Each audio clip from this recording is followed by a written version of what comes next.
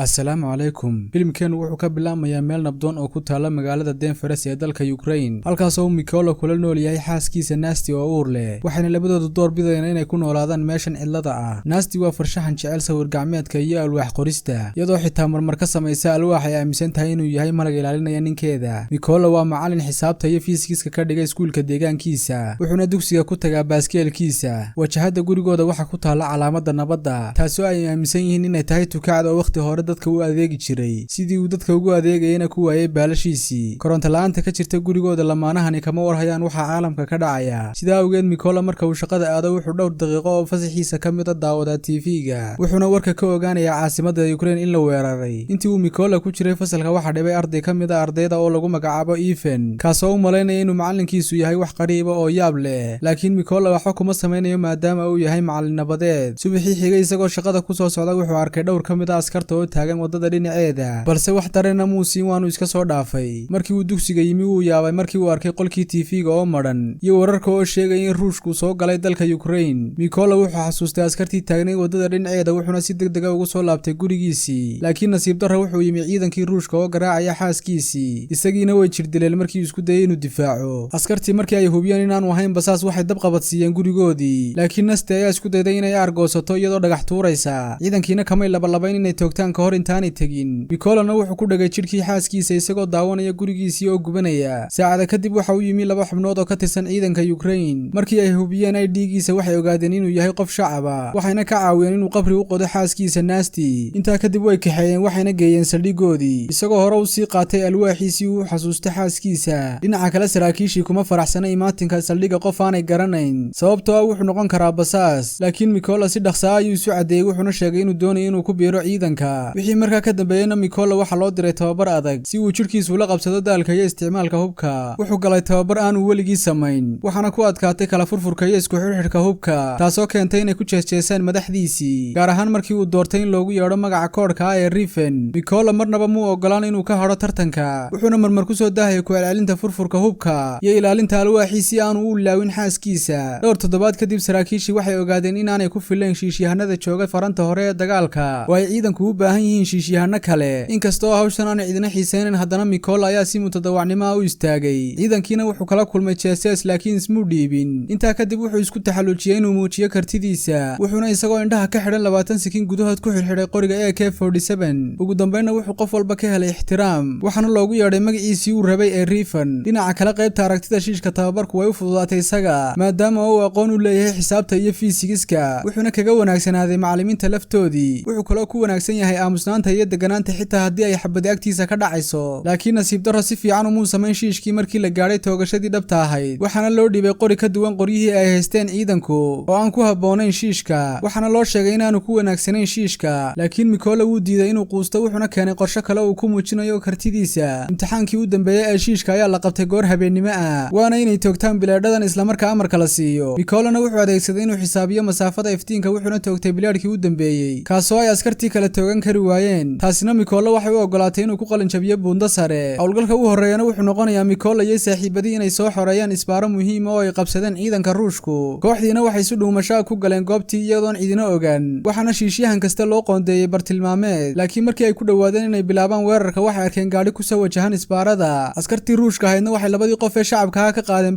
baasaboorradoodii, iyagoo diiday inay u celiyaan markii ay dalbadeen lamaanuhu inay baxaan, waxayna bilaabeen gacan ka hadal. Kooxdii Mikolana waxay bilaabeen toogashadii ilaa ay mid u toogteen dhammaan askartii Ruushka. Markii ay hawshii dhammaatayna waxay calankii Ukraine ka soo luleen goobtii si ay ula wareegaan kantaroolka meesha. Markii ay ku soo noqdeen saldhiggii, Mikola wuxuu maqlay inay saaxiibadii u baxeen howlgal kale. Intaa kadib waqtigii bireega wuxuu aaday dugsigii uu ka shaqayn jiray, wuxuuna aad uga murugoonayaa marnaanta dugsiga iyo boodhka ka dhex kacaya. Maalintii xigtay waxaa soo laabtay kooxdii kale, waxaana dagaalka kaga soo dhintay mid ka mid ah saaxiibadii Mikola. Tanina waxay ka mid noqonaysaa sababaha ku riixaya inuu ka argoosto ciidanka Ruushka. Hadafka xiga kooxda Mikola waxay geedaha hoostooda ku qarinayaan waxyaabaha qarxa iyagoo ku sugaya cadowga halka. Markii ay ciidankii Ruushku soo muuqdeen, Mikola wuxuu arkay wax ka yaabiyey, taasoo ah ardaygii yaraa ee Ivan oo ku biiray ciidanka Ruushka. Kabtankiina wuxuu amray in la laayo dhammaantood. Mikolana wuxuu ku dhuftay qarxiyihii waanay dhinteen dhammaantood. Markii uu kabtankii arrinkii u sheegayna, kabtankii wuxuu ku yidhi isagaa doortay wadadan. Markii ay ku soo noqdeen saldhiggii iyagoo nasanaya waxay iska wareysteen waayahooda. Kabtankuna wuxuu haystaa sawirka qoyskiisa, isagoo sheegay inuu inantiisa aanu u sheegin nooca shaqada uu qaban doono, laakiin kaliya ay moodayso inuu ku maqan yahay safar shaqo. Mikolana wuxuu tusay alwaaxii isagoo sheegay inay tahay astaanta qoyskiisa. Maalmo kadib ciidankii Ukraine waxay maareeyeen inay sugaan amniga dhufaysyada xuduudka si kooxda shiishyahanadoodu uga helaan boos ay ku sugaan ciidanka Ruushka oo halka ku soo wajahan. Mikolana isagoo alwaaxiisii istaba wada ayuu diyaar garoobay shaqadiisa, laakiin wuxuu xakameyn waayay dareenkiisii markii uu arkay mid ka mid ah askartii dishay xaaskiisa. Wuxuuna fasax weydiistay kabtankiisii, laakiin wuu u diiday sababtoo ah cadowgu ma joogo booskii saxda ahaa. Ugu dambeyn Mikola wuxuu toogtay askarigii amar la'aan, laakiin isla markiiba waxa uu jawaabay shiishyahan Ruushka waxaana uu dilay kabtankii. Mikolana wuxuu ku qasbanaaday inuu kabtanka meesha ka saaro. Ugu dambeyn markii uu saldhiga ku soo noqday, ninkii ka sarreeyay wuxuu u sheegay inuu baaritaan ku sameynayo shiishyahankii ka dambeeyay dilka kabtanka, marka ay helaanna ay u yeedhi doonaan isaga. Mikolana waxa ka buuxsamay cadaawadda iyo nacaybka uu qabo ciidanka Ruushka, wuxuuna go'aansaday inuu bilaabo howlgallo uu galayo keligii si uu uga soo kabsado khaladkiisii. Wuxuuna ku guulaystay toogashada askar badan oo Ruush iyadoon ciidina la socon, waxaana cududda kaga dhacday rasaas cadowga ka timi. Wuxuuna aaday meel sira si uu u soo kabsado una daawado wararka ku saabsan xaaladda siyaasadeed iyo wadaxaajoodka Ruushka. Wuxuuna helay wicitaan iyadoo loo sheegay inay ciidankii heleen goobtii uu ku sugnaa shiishyahankii dilay kabtanka, wuxuuna ku qasbanaaday inuu soo noqdo. Intaanu howlgalku bilaabminna ciidankii waxa loo sheegay macluumaadkii la ururiyay, waxaana loo sheegay shiishyahankan inuu leeyahay khibrad sare, horena uu u dilay 5 shiishyahan oo ka tirsan ciidanka Ukraine, waxaana lagu magacaabaa Sari. Waxaana taa ka sii daran inuu duubo dilalkiisa oo uu soo diro ciidanka si uu niyad jabiyo. Xitaa wuxuu soo duubay markii uu dilayay kabtankii. Duubitaankaasina wuxuu fududeeyay in la ogaado goobta uu ku sugan yahay Sari, waxayna sheegeen inaanay miinooyin ku xidhi karin meesha uu ku sugan yahay sababtoo waxa ku kaydsan kiimikada chlorine. Waxayna la yimaadeen qorshe kale oo ah inay shiishyahanadoodu laayaan dhammaan ciidanka ku hareeraysan isaga. Mikolana uu gudaha u galo si kafoolna ula kulmo Sari. Markii uu mishankii bilaabmay dhammaan shiishyahanadii waxay isu diyaariyeen inay wadada u nadiifiyaan Mikola si uu u galo gudaha dhismaha isagoo gurguuranaya. Askarigii uu horreeyay uu arkayna wuxuu noqday mid ka mid ah kuwii dilay xaaskiisa, wuxuuna madaxa kaga dhuftay xabad. Mikolana wuxuu saaxiibadii amar ku siiyay inay bilaabaan weerarka, taasoo keentay inay hal mar wada toogtaan ciidankii wadadana u baneeyaan Mikola. Shiishyahanadii Ruushkana waxa ka soo haray 2 nin oo kaliya uu ku jiro Sari, manay dareemin inay wax khaldan yihiin ilaa ay waayeen hadalkii ciidankooda. Wuxuuna Sari go'aansaday inuu banaanka u soo baxo si uu soo hubiyo ciidankii inay shaqaynayaan, laakiin wuxuu arkay in dhammaantood la laayay. Mikolana wuxuu si tartiib ah u soo fuulay dhismihii iyadoon la dareemin. Sarina wuxuu dalbaday ciidan gurmada oo ilaaliya isaga. Markii uu soo laabtayna wuxuu arkay alwaax yar oo hortiisa yaala, waxaana si kadiisa ugu soo booday Mikola mindina ku dilay. Askarigii kale ee Ruushyaanka ahana waxa ku dhacay bam gacmeed. Intaa kadib waxa goobta soo gaadhay gurmadkii uu yeedhay Sari. Raadiyihii Sarina waxa ka qabtay Mikola oo uu sheegay inuu marin doono. Ciidankiina si dhaqso ah ayay uga soo degeen baabuurkoodii, laakiin nasiib darro waxa dhammaantood tirtiray ciidankii Ukraine. Mikolana hadda wuxuu u argooyay xaaskiisii iyo weliba saaxiibadii, wuxuuna go'aansaday inuu nasto oo uu soo booqdo qabrigii xaaskiisa, isagoo isku dayay inuu hagaajiyo isku tallaabta qabriga oo dhacday. Laakiin waqti badan ma joogi karo sababtoo ah waxa sugaysa shaqooyin kale. Filimkuna wuxuu ku dhamaanayaa halkan, waanad ku mahadsantihiin daawashada muuqaalka.